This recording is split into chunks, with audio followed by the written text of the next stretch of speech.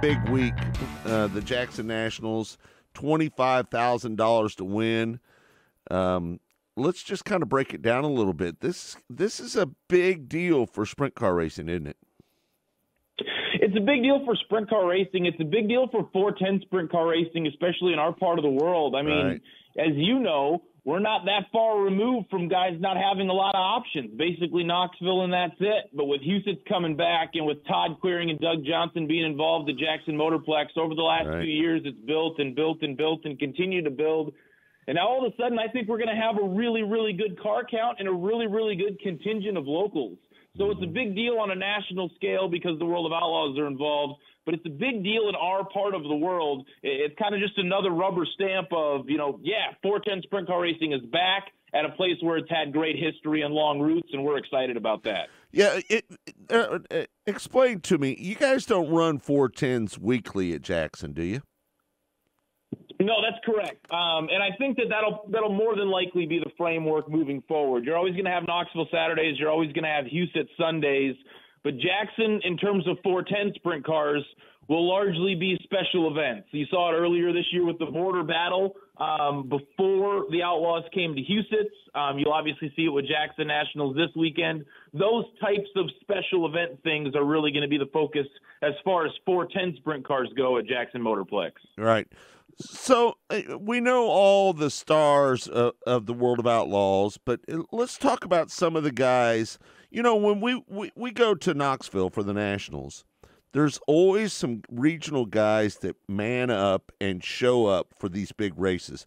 Can you name some of the guys that you think that might be a player that are not regular World of Outlaw drivers that might have a chance winning this weekend? Yeah, and that's always kind of been a fun conversation at Jackson Nationals because that's happened, at least for prelim nights. We saw it last year where Kerry Madsen and Tony Stewart's 14 car won both prelim nights. Mm-hmm. We've seen Ian Madsen do that as well before he was an Outlaw regular. So as we look at this year, I think the favorites are going to be some recognizable names. We just saw it at Knoxville with Austin McCarl sitting on the pole. They showed it last year that if that Country Builders team and Austin can get things going on the page that they need to be going on, he's a threat to win anywhere, and he's had some good runs at Jackson in the past. Another one that I look at is Justin Henderson. Mm-hmm. With the difficulty to get parts, they've been in equipment that hasn't shown Justin's talent, I think, a lot this year. They've even said it at Huset's during those redraws. The car that they're in is kind of scary for them at times. But I think if they get everything working on the same page, Justin Henderson's one to keep an eye on as well. And then I don't know if this news is broken yet, so I might be breaking some news. All right. Tim Kading is going back into the Lunstra 3-car to run this weekend. When you get Dave Lunstra and Tim Kading paired up, anything can happen, and he's proven that before. Right. I go back to the days when Justin Henderson was really good, man. I mean, and he's still good. I'm not taking anything away from him in his talent right now because he's still a very talented race car driver. But is there other guys that you think I know that Jack Dover, he's been running 410s a little bit this year. Is he a guy that might have a chance to get up in the top 10, you think, this weekend? I do, and the Bowers Motorsports team with that 81 car that he's been behind the wheel of for the 410 stuff, they've kind of continued to build and continued to progress and continued to grow. And he proved that at Huset's with the Outlaws in that qualifier night on Saturday. He rolled around the bottom and rolled past 3 or 4 big names to lock himself into the show. So don't be surprised if Jack Dover's got something to say about it before it's all said and done. Yeah, because he's been rolling around there pretty good.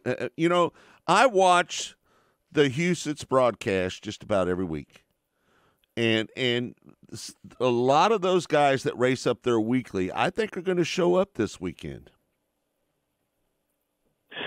Yeah, I don't disagree with that at all.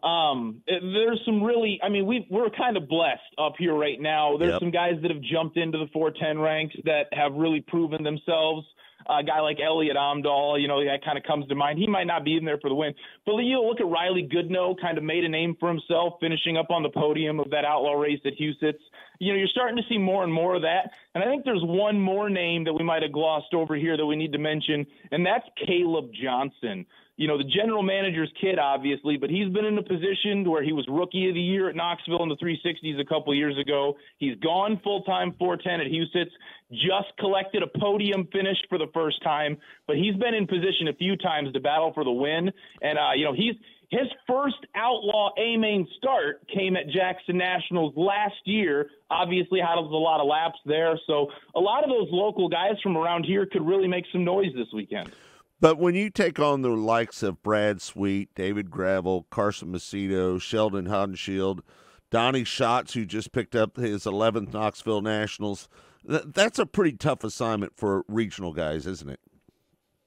It absolutely is. And, obviously the talent and the funding that goes behind those teams is something that everybody knows about. But when you talk about racing 90-plus times a year, our guys regionally might race 25 to 30, maybe 40 if they're running Knoxville too. But that's twice the opportunity for those guys to work on their car, to work with their crew chief, to do those kinds of things. So they're really spending double time in the shop, so to speak. I know their shop is on the road. Right. And then also you throw in the funding and the skill that those guys have and on display. And look, two-time defending Jackson Nationals champion Logan Schuchart, I just got to be honest with you, he's going to be tough to beat over these 3 nights. Yeah.